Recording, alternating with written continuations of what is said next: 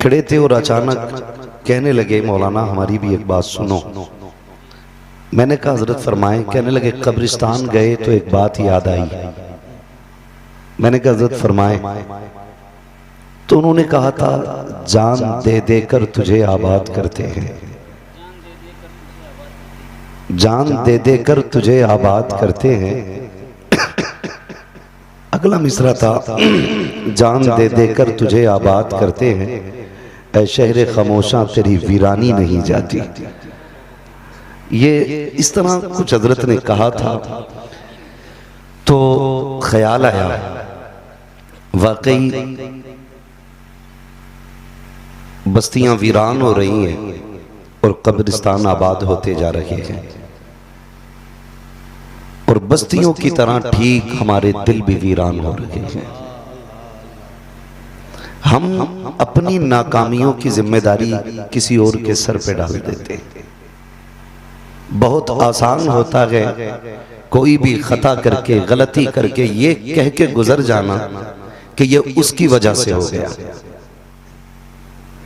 लेकिन मेरे दोस्त, मेरे अजीज, अगर ठोकर आपको लगी हो ना, तो फिर अपनी आंखें चेक करें। अगर खाई में हम गिरे हैं ना, तो फिर अपनी अकल से सवाल करें। अपनी नाकामी की जिम्मेदारी किसी पे डाल करके यूं ही आगे नहीं बढ़ा जा सकता। क्या दिल पे हाथ रख के फैसला करें? क्या रब से हमारे वैसे ही रिश्ते हैं जैसे होने चाहिए?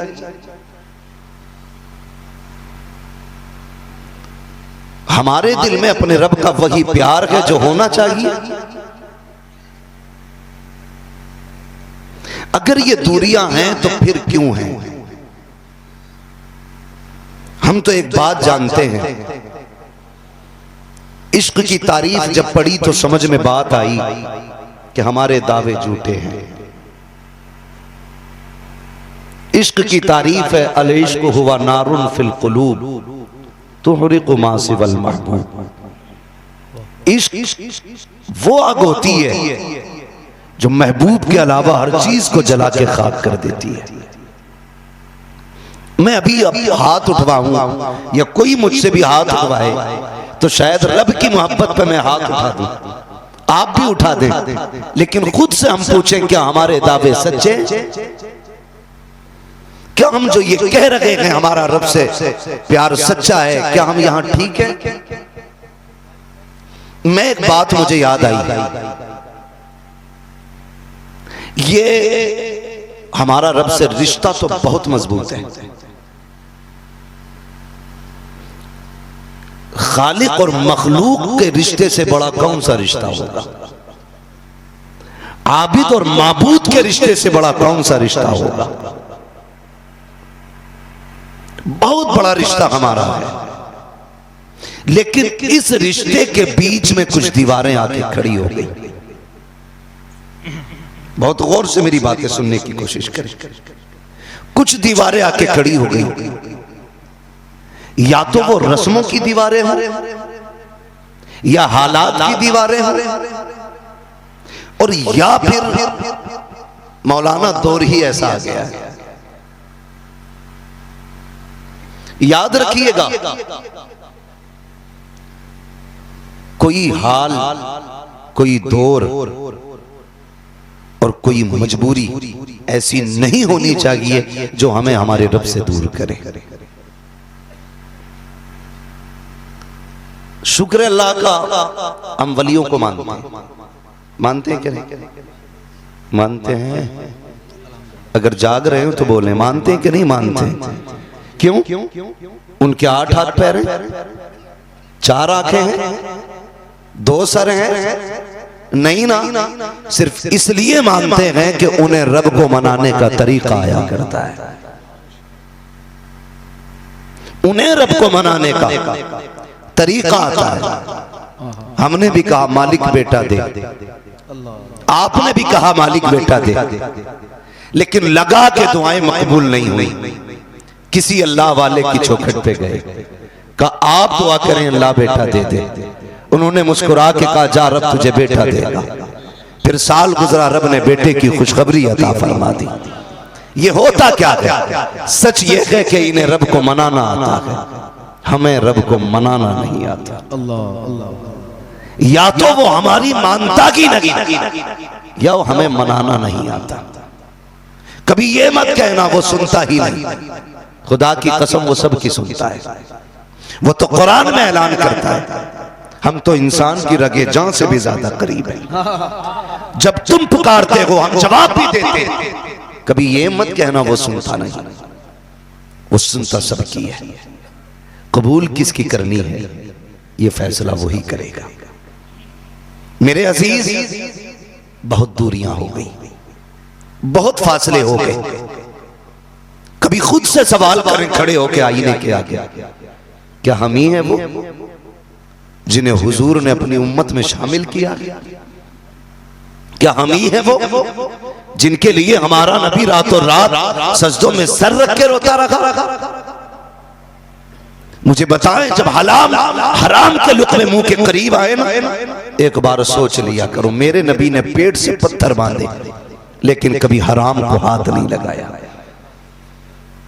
जब भी किसी का दिल दुखाने का ख्याल आ जाए और किसी को छोटा दिखा करके दिल खुश होता हो ना, तो सोचना कि तू भी हमेशा के लिए नहीं आया, तू भी हमेशा के लिए यहां नहीं आया। और ये इज्जतें तेरा सिर्फ मुकद्दर नहीं है। अल्लाह जिसे चाहता है इज्जतें देता है, जिसे चाहता है जलील कर देता है। उसकी हुकूमत में किसी का अमल दखल नहीं है। एक एक कदम हमें संभल के उठाना है, हमारे इश्क के दावे खोखले। वरना प्यार जानते, हम तो कहते हैं मेरा भी जी चाहता है कि सब कुछ लुटा दूं रब के नाम पे, मगर है नहीं इतना। अल्लाह इतना दे दे कि मैं खूब लुटाऊं। हम थोड़े ही से लुटाना शुरू कर दें, अल्लाह उसी को बहुत बना डालेगा। लेकिन हम अपने दिल की बात करें। चलो कभी मस्जिद जाओ, जाते होंगे इंशाअल्लाह मस्जिद ना, उम्मीद करते हैं कि मोमिन मस्जिद जाते हैं कि नहीं मस्जिद में? हाँ, जितने लोगों ने हाथ उठाया अगर इतने ही जाते हैं तो फिर खैरियत ही जाते हैं मस्जिद में। और जुमे में तो खैर सभी जाते होंगे, जाते हैं जुमा पढ़ने। जुमा किस दिन आता?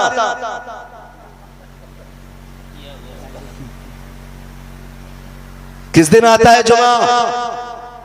अरे यार, जुमेरात के बाद जुमा आता है, समझ गए ना? जुमेरात के बाद जुमा आता है, वही दिन जिसमें सुबह उठते की नमाज की तैयारियों की एक लहर होती है। माएं बच्चों को बुला बुला के नहलाती हैं, जल्दी कर अजान होने वाली है, जल्दी कर खुतबा होने वाला है। जवान अपनी तैयारी में, बूढ़ी अपनी तैयारी में, सारे अपनी तैयारी में। क्यों ना कहें इस दिन की तैयारी क्यों ना करें, क्योंकि रब ने इस दिन को मोमिनीन के लिए ईद का दिन बना दिया है। सुभान अल्लाह। अब तो जितने ईमान कमजोर होते जा रहे हैं ना, उतनी तैयारियां कमजोर होती जा रही हैं। वरना हम बचपन में देखते थे, बचपन में जुमे का दिन आया, सुबह आंख खुली तो नल के आगे मिलते थे, होश आता था तो भीग चुके होते थे। क्या हुआ? अम्मी चप्पल पास रख के खड़ी है, जल्दी नहा, जुमा है आज। ये दौर भी गुजरा है। आज कमजोरियां हो गई, हमारे पास इतना वक्त नहीं रहा कि हम अपने रब के लिए वक्त निकाल सकें। अल्लाह, ये सारे उलमा बैठे, पूरी जिम्मेदारी के साथ कहता हूं, अजान हो जाए फिर कुरान कहता फिर दौड़ो मस्जिद की तरफ। और हम अरे अभी तो अजान हुई है, अभी तो बैठो यार, अभी तो खुतबे की आवाज आएगी, इमाम साहब माइक में पढ़ते हैं खुतबा। यही देख के घड़ी लगाते रहते। दुकान वाला दुकान बंद करने तैयार नहीं, वो छोड़ो दुकान तो बहुत बड़ी बात है, चाय वाला फट्टा बंद करने तैयार नहीं, मोबाइल वाला मोबाइल बंद करने तैयार नहीं। एक न्यूज और रह गई है, ये और देख ले, किसकी सरकार बन रही है, कांग्रेस की है कि बीजेपी की है? ओ भाई, ये तो बनने बिगड़ने वाली चीजें हैं। आखिरत की तैयारी करें, आखिरत की तैयारी करें। अजान हुई, अब भी काम में लगे रहते। और अल्लाह माफ करे, जो जितना बड़ा अमीर है ना, वो उतना ही बड़ा खां साहब बन के मस्जिद में जा रहा है। कलफ लगे कपड़े, ऊपर का बटन खुला हो और यूं आएगा मस्जिद, यूं। खुदा के बंदे किसी के बाप की बैठक में नहीं, खुदा के घर में जा रहा है। कहता नमाज तो बतेरी पढ़ी लेकिन दिल नहीं लगता अभी नमाज में। दिल ऐसे नहीं लगता है, दिल तब लगता है जब नजरों में जमाले मुस्तफा हो और ख्यालों में जलाले खुदा हो। फिर देखो नमाज में दिल कैसे लगता है। मस्जिद में आने के बाद हम तो पैर से इतनी जोर से झटका देते हैं कि आगे बैठे हुए लोग पीछे मुड़ के देखते हैं। तूफान आया है कि जलजला आया है, कोई गिरा है कि संभल के पैर रखा है, ये देख करके हम हैरत से, फिर अगर जिसने चंदा ज्यादा दिया होता है तो वो पीछे नहीं रुकता है, वो सफे चीरते हुए आगे जाता है। मस्जिद का अदब सीखो प्यारे, फरमाया गया अगर सफे लग गई हो, आगे जाने का रास्ता ना हो तो फिर जूतियों में बैठ जाया करो। खुदा की कसम अगर गर्दनों के ऊपर से पैर करके जाओगे अल्लाह नाराज हो जाएगा। आजिज़ी के साथ जूतों में बैठ जाओगे, अल्लाह तेरे मुकद्दर में इज्जतों के ताज अता फरमा दे। नारे तकबीर, नारे रिसालत, जश्न ईद मिलादुन नबी, महफिले गौसे आज़म, उलमाए अहले सुन्नत। ये किया करो। जरूरी नहीं है हम खसाब है तो पंखे के नीचे बैठे, यहां तो लग भी गया पंखा, कब्र में कोई पंखा नहीं, कोई ऐसी नहीं है। वहां अगर कब्र ठंडी होगी तो मेरे रब के करम से ठंडी होगी। हाँ, और उम्मीद ना रखना तेरी मेरी इनकी किसी की, कोई किसी के काम नहीं आता है। हम तो शबे कद्र शबे बारात भी एक फैशन के तौर पे मनाने लगे, फैशन के तौर पे। मगरिब के टाइम टंकी फुल, चश्मा तैयार, जैसे ही मगरिब का बात शुरू हुआ रत जगह करना, इशा पढ़े या ना पढ़े चाबी लगाएगा। इतनी तेज एक्सीलेटर लेते नौजवान कि उसकी आवाज से सुनने वाले को डर लगता, चलाने वाले को डर नहीं लगता है। ये जो गर्मी है ना 18 साल 20 साल की, इस गर्मी को माँ बाप की खिदमत पे खर्च करो। अगर किसी से कहा आहिस्ता चला तो कह तुम्हारा क्या टूटेगी तो मेरी, चल हमारा भी कुछ नहीं। मैं सिर्फ एक बात कहना चाहता हूं नौजवानों, पहली बात तो हमारा इस्लाम हमें अदब सिखाता है, तरीके सिखाता है। गाड़ी पे बैठने लगो, इस्लाम ने सवारी पे बैठने तक की दुआएं हमें अता की हैं, हवा में उड़ने तक की दुआएं हैं, पानी में तैरने तक की दुआएं हैं। कौन सी दुआ इस्लाम ने हमें नहीं दी है? हम गाड़ी पे बैठते हैं, अल्लाह और उसके रसूल का नाम तो ख्याल तक में नहीं आता है, चाबी लगा करके फुल एक्सीलेटर लेकर के भागते हैं। और मेरे भाई चल मत देख बताने वाले की तरफ, मत सोच उसके बारे में जिसे तेरी टांग की फिक्र हो। इतना सोच लिया करो तुम्हारे घर पे बूढ़े माँ बाप मौजूद हैं, तुम्हारे घर पे बाप को तुम्हारा इंतजार है, माँ को तुम्हारे पलटने का इंतजार है। तुम हमसे कह के चले जाते हो कि क्या हुआ, टूटेगी तो हमारी टूटेगी, चल हम तो सुन के चले जाएंगे। लेकिन हम इतना जानते हैं यार, अगर कोई शख्स आम का पौधा लगाए उससे पूछो तो सही इसकी परवरिश क्यों कर रहे हो, का 7 साल के बाद ये फल दे देगा। 7 साल के बाद जिस पेड़ पे फल आते हैं उसको बड़ी मोहब्बत से आदमी सींचता है। अगर कोई पत्ता तोड़ दे तो उससे लड़ जाया करते हैं, कोई उसकी शाख तोड़ दे मालिक लड़ जाता है। मैं कहता हूँ एक आम के पेड़ पर 7 से 8 साल में, 4 से 5 साल में फल आता है तो मालिक को दुख होता है, लेकिन एक बेटे को कैसे पाला जाता है सोच भी नहीं सकते हो। खुदा की कसम एक्सीडेंट होगा, तेरी टूटेगी, तुझे जब दर्द होगा, जब तेरी पट्टी होगी, पूरी जिंदगी माँ बाप को दर्द रखेगा। हमारे लिए नहीं, इनके लिए नहीं, माँ बाप के लिए सुकून से चला करो, सब्र से चला करो। खुदा की कसम अगर तुम राहत में होगे तो तुम्हारे माँ बाप का कलेजा भी ठंडक महसूस करेगा। क्यों ये महसूस नहीं करते तुम? अगर 120 पे बाइक चल रही हो ना, 90% आधार चेक करो ना करो मुसलमान का बच्चा होगा। ये कंडीशन हमारी कौम की है। हम IAS नहीं बन सके, IPS नहीं बन सके, अलबत्ता मौत के कुएं में गाड़ी चलाने वाले बन गए। करना है तो कोई बड़ा काम करो, ऐसा काम करो कि रहती नस्लें तुम्हारे लिए दुआएं करें। ऐसा काम करो कि रहती नस्लें तुम्हारे लिए दुआएं करें। हम मस्जिद में गए, अल्लाह माफ करे, पंखा ढूंढता हर आदमी जाके, और कई बार तो डूब चल गया। कुछ दिन पहले अभी खबर वायरल है, सोशल मीडिया वालों ने खूब उछाला, गैरत आनी चाहिए, पूरी मस्जिद में बेल्ट चल रही है। ये हमारे हालात थे जहां ऊंची आवाज तक करने की इजाजत नहीं, वहां गालियां, वहां मारकूट। ये ईमान की कमजोरी नहीं तो और क्या है? मुझे बताओ है क्या ये हमारे ईमान की कमजोरी है। मस्जिद का अदब न करना, फरमाया गया कुर्बे कयामत की एक निशानी ये भी है कि लोग मस्जिदों में शोर करेंगे। 3 मिनट इमाम लेट हो जाए, जो सबसे 5 वक्त का पक्का नमाजी है ना, पहली आवाज उसकी निकलती है, अभी तक आए नहीं, पहले अगली सफ वाले मुड़ के पीछे देखते, फिर पिछली सफ वाले। क्या है ये? अगर इमाम को 3 मिनट 5 मिनट लेट हो गया तो कहीं हम आग के शोलों पे तो खड़े नहीं है, मस्जिद में बैठे ना, 3 मिनट बर्दाश्त भी कर सकते थे, लेकिन वहीं से शोर शुरू हो जाता है। ना करें, मस्जिद में अदब से आया करें, अदब से आया करें और अदब से बैठा करें। जितना अदब मस्जिद का करोगे, फरमाया गया अगर दिल काले हो गए हो ना तो फिर मस्जिद में झाड़ू लगाओ, अल्लाह तुम्हारे दिल साफ कर डालेगा। लेकिन हम तो झाड़ू लगाने को ऐप समझते हैं, अलग से 6000 रुपए दे के बंदा रखते हैं, झाड़ू तुझे लगानी है। मैं गारंटी देता हूं, जा जिसकी बेटी के रिश्ते ना होते हो वो मस्जिद के नमाजियों की जूतियां सीधी किया करे, जिसके घर में बरकत ना होती हो वो वुजू खाने में झाड़ू लगाया करे, जिसके घर में बरकतें ना हो वो मस्जिद की सफाई किया करे। दिल काले हो गए हैं, खौफे खुदा से नहीं लरसते हैं, तो जाओ मस्जिद की गर्द साफ करो, अल्लाह अपने करम से तुम्हारे दिलों की मैल साफ फरमा देगा। करो मस्जिदों की सफाई, लेकिन करे कौन? वहां भी पंखा बंद कर दिया था किसी ने कुछ दिन पहले, गोली मारी, बंदा ही मार दिया एक पंखे को लेके। इतने झगड़े, ईमान तो ले हम अपने ईमान।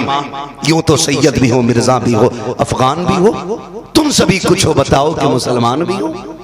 ये डॉक्टर इकबाल ने कहा था, पहचाने अपनी जिम्मेदारियां। मस्जिद में आए तो मैं क्या बात कह रहा था, मस्जिद में भी हम जाते ना तो एक गोलक घूमती, गोलक यहाँ क्या बोलते हैं? गुल्लक, चंदे वाला जो डब्बा होता है उसे कुछ भी बोलो, गुल्लक बोलते हैं ना, उसको आप देखो। हम लोगों ने भी इमामतें की हैं, जब गुल्लक खुलती है ना सबसे फटा नोट मस्जिद के गुल्लक में मिलता। हाँ खुलवाओ, जाओ कभी देखना। और कह रहा हर जुम्मे को मस्जिद में पैसे दे रहा हूं, बरकत नहीं हो रही, शुक्र कर पत्थर नहीं लगा। ऐसे फटे नोट पे तो पत्थर गिर जाने चाहिए। बरकत ढूंढ रहा है, आधे आधे नोट कहां मिलते? कहां मिलते? मस्जिद की गुल्लक में। अपने आप पहनेगा कीमती कपड़ा, नया नोट ऊपर वाली जेब में, यहां को दिखना चाहिए। हाँ कई लोग दिखा दूंगा मैं, पर्स है मगर फिर भी यहां को नोट है, नया नोट, ताकि पता चले पैसे वाला है। मेरे भाई गुल्लक आती है ना, यूं हाथ डाला, पहले तो टूटा हुआ सिक्का देखता है जैसे कोई भिखारी आया हुआ, नहीं मिलता ना फिर मजबूरी में हाथ डालेगा, फिर नोट छांटता उसमें, सबसे गला नोट। 50 दे रहा तो सफ में दिखा के दे रहा, खोलेगा ऐसे सीधा करेगा, फिर ऐसे लेकर बैठा रहेगा, गुल्लक आएगा फिर डालेगा। ये हमारा खुलूस, हाँ ये हमारा इखलास है। जानते हो मोहब्बत में ये नहीं होता। जब तुमने जेब से फटा नोट निकाला ना तो खुदा देख रहा था। नया नोट अपनी जेब में रखा, फर्क कुछ नहीं, नया भी 50 का चलेगा, पुराना भी 50-50 में चलेगा, लेकिन उससे तेरी मोहब्बत का पता लग गया, तेरे रिश्ते का पता लग गया। मजा तो तब था जब तू नया नोट गोलक में डालता, पुराना जेब में रखता, रब फरिश्तों में तज़किरे करता, देखो ये मुझसे इतना प्यार करता है। नोट दोनों ही एक से थे, लेकिन गला खुद ने लिया है, नया मुझे देके जा रहा है। ये करना चाहिए था, लेकिन ये नहीं हुआ ना, तो फिर बरकत किधर मिलनी है। मुझे एक बात याद आई, बाबा फरीद गंजे शकर रहमतुल्लाह तआला अलैह, सुना है ना? क्या नाम है? बाबा फरीद, सारे बोले बाबा फरीद गंजे शकर रहमतुल्लाह तआला अलैह। आपका एक देहाती मुरीद था, क्या था? वो पीर थे और उनके मुरीद थे। आज पैर है और इनके मरीज हैं। हाँ, कौम को एक बड़ी बीमारी ये भी लग गई, हजूर का ही करम। एक बार नहीं कह रहा, खुदा का करम है, हजूर का ही करम है। दुकान कैसे चल रही है? बस हजूर का करम है। खेती कैसी हुई? हजूर का करम है। भाई कैसा है? बच्चे ठीक? हाँ, हजूर का करम है। भूल गए तुम? भूल गए? याद नहीं रहा? तुमने सिर्फ एक दाना डाला था खेत में, एक दाना। रब ने जमीन का सीना चीर के उसको निकाला, पौधा बना, पौधे का दरख्त बना, पत्ते निकले, फिर उसको हवाओं ने झूले झुलाए। फिर जब उसका जीना लगा तो रब ने उसे चांद की चांदनी से खूबसूरती अता की। जब शबनम ने उसका मुंह धोया तो सूरज की किरणों से उसके मुंह को साफ किया गया।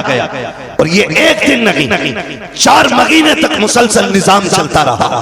फिर रब ने बाली निकाली, बाली पे गिलाफ चढ़ाया, गिलाफ के अंदर एक दाने के बदले में 70 दाने अता किए गए।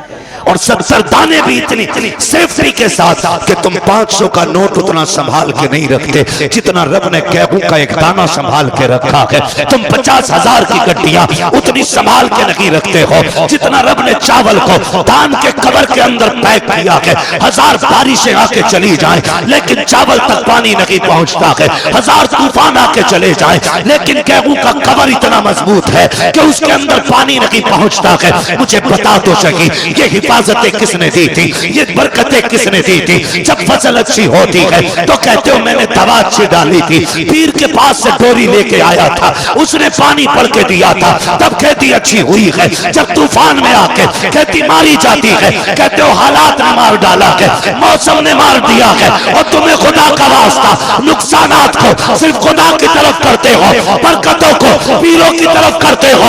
जब फसल अच्छी हो तो ये कहा करो कि रब के करम से हो रही है, नुकसान हो जाए तो कह दिया करो मेरे अमल की वजह से हो गया। अल्लाहु अकबर। जवाब दें भाई, सुभान अल्लाह, या रसूल अल्लाह, अल्लाहु अकबर, या रसूल अल्लाह, जिंदाबाद जिंदाबाद। ओ भाई ये सोच कर मत बैठना मैं तुम्हें जन्नत बांट के जाऊंगा। मैं तो कहता हूं जो फ्री जन्नत बांटते हैं उनका नंबर मुझे भी दे, जन्नत मुझे भी चाहिए। हम उनके घर जाके लेके आएंगे। हमें इतना पता जन्नत इतनी सस्ती होती ना तो 313 सर से कफन बांध के बद्र में ना उतरे होते। मुश्किल है। ओ मेरे अजीज, बात बात में ना रब को ना भूल, अपने रब को याद रखो। माफ कीजिएगा कड़वी बात है कहने लगा हूं नूरे मुजस्सम भाई। हमें बचपन याद है जब महफिलें शुरू होती थी ना तो पहले रब की हम्द से आगाज होता था। आज होता है? होता है? तरतीब ये होती थी, पहले हम्द होती थी फिर नात होती थी। आज सब कुछ खत्म। क्यों? हम अपने तरीके भूलते जा रहे हैं। वो कहा था किसी ने, आज ही अच्छे साउंड आ गए, आज ही को आ गया। पहले बिना माइक के भी मिलादे होती थी। लोग कहते हैं तोर अच्छा है, देखा आवाज कितनी क्लियर आ रही है। मैं कहता हूं वो अंधेरा ही भला था कि कदम राह पे थे, रोशनी लाई है मंजिल से बहुत दूर हमें। आज अल्लाह अल्लाह करने वाले नहीं रहे। महफिलों का आगाज हम्द से होता था, आज पूरी महफिल खत्म हो जाती है, हम्द का एक शेर सुनने नहीं मिलता। ये दुख की बात नहीं है। और ऐसे ही हमारे नजरिए हो गए। पीर भी एक बार नहीं कहता चल अगरबत्ती यहां लगे ना लगे, माँ के पैर जरूर दबा लिए जाके। वो भी कहने ही तैयार नहीं। वो कह रहे अम्मा की ड्यूटी लगा दी तो फिर मेरी बारगाह में भीड़ कैसे होगी।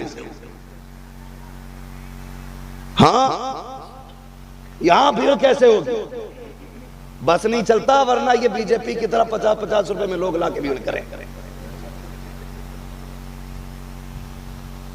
ये हालात हमारे होते। अल्लाह वालों की आदत ये होती थी कि वो भीड़ से भागते थे, और आज भीड़ चाहते हैं हम लोग। आज हम चाहते हैं जमघटा हो, लोग हाथ चूमने वाले हो। खुदा की कसम जानते हो, यकदरगीर मोहकम गिर, एक पकड़ो मजबूती से पकड़ो, एक पकड़ो मजबूती से पकड़ो। हमारे रिश्ते कमजोर हो गए, रिश्ते कमजोर तो पीर हुए हैं बाबा फरीद गंज शकर रहमतुल्लाह अलैह। और आज ना पीर बनना बहुत आसान भी है। अब्बा मरे, बेटे को पगड़ी बांध के बैठा दो। ऐसा लगता है कि ये पीरा मुरीदी का मसला नहीं, ये जायदाद का मसला है कि विरासत तो तुम्हें ही मिलनी है, नाती तो पूरी कर लो इसे। नमाज हाफिज जी याद करा देंगे, दुआ मौलाना याद करा देंगे, और चलाने के लिए तो बेवकूफ मुरीद हैं। एक मसला पीर से नहीं पूछेगा। हाँ सही बता रहा हूं, कितने पीर ऐसे हैं अगर पूछ लो इस्तिंजा करने का तरीका नहीं आता, और अपने आप को गजाली दौरा समझे बैठे। ऐसे धोखे में डूब गए हम जाकर के। यही मसला मुरीदों का भी। हम भी मुरीद होते टाइम पूछें, सोचते हैं कि मुरीद हो जाओ, डोरी तो मिलती रहेगी, तावीज होता रहेगा। यही असल है। नहीं, दिल देना है तो फिर दो दे, और ऐसा दो कि दिल में सिर्फ वही रहे जिसे दिल दे रखे हो। हजरत बाबा फरीद गंज शकर रहमतुल्लाह ताला। इस पंखे को उधर घुमा दो भाई थोड़ा। क्या नाम लिया? बाबा फरीद गंज शकर रहमतुल्लाह ताला। आपका ना एक मुरीद था, मुरीद साल में एक बार आता था मिलने के लिए। कितने दिन? अब सारे ही पंखा बंद करेंगे क्या? कितने दिन में आता था मुरीद? कितने दिन में? एक साल में एक मर्तबा। लेकिन मुरीद की आदत यह थी जब आता था तो खाली हाथ नहीं आता था। तो जो है सारे लोगों की, खाली हाथ नहीं आता था। समझे, हम अपनी जिंदगी पे गौर करें। खाली वाह से काम नहीं चलेगा, हमें रवैये बदलने पड़ेंगे, तरीके बदलने पड़ेंगे। आता था ना तो साल में एक बार, और हजरत अकेला नहीं आता था, वो साथ में ना पीर के लिए तोहफे में एक लुंगी लेके आता था। लुंगी बाबा फरीद के लिए, देहाती था, उसके इलाके में लुंगी का कपड़ा अच्छा होता था, वो लेके आया करता था। एक साल वो नहीं आया। क्यों नहीं आया जानते हो? इसलिए नहीं आया कि उसके पास लुंगी खरीदने का पैसा नहीं था। इसलिए नहीं आया कि उसके पास पैसा ताकि नहीं लुंगी खरीदने का।